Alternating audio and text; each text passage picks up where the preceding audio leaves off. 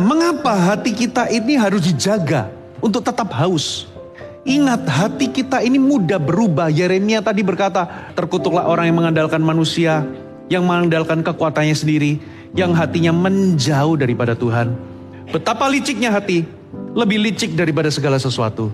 Hatinya sudah membatu, siapakah yang dapat mengetahuinya? Kita bisa hari ini haus sama Tuhan, tapi tanpa sadar, hati kita itu bergeser, kita nggak lagi haus. Makanya target iblis dalam hidup kita itu bukan pertama-tama mengubah perilaku kita.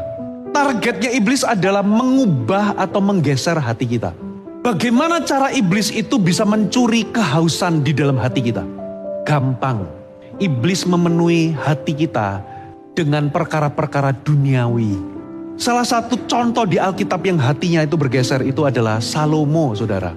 Ayat 4 dikatakan, sebab pada waktu Salomo sudah tua, istri-istrinya itu mencondongkan hatinya kepada Allah-Allah lain, sehingga ia tidak lagi sepenuh hati berpaut kepada Tuhan Allahnya seperti Daud ayahnya. Bukan hanya itu, dikatakan demikian Salomo mengikuti siapa? Asitoret, dewi orang Sidon. Dan mengikuti siapa? Milkom, dewa kejijikan sembahan orang Amon. Dan Salomo melakukan apa yang jahat di mata Tuhan, dan ia tidak dengan sepenuh hati mengikuti Tuhan seperti Daud ayahnya. Itulah yang terjadi di dalam Salomo. Kesetiaannya kepada Tuhan digeser jadi menganut penyembah berhala. Itulah sebabnya Tuhan itu melihat hati. Tuhan tahu bahwa hati kita itu bisa membatu, bisa mengeras tanpa kita ketahui.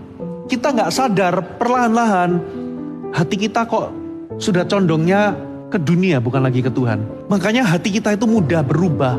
Kita perlu menjaga hati kita. Katakan amin. Now you know, kita perlu menjaga hati kalau kita mau berjalan dalam pengurapan.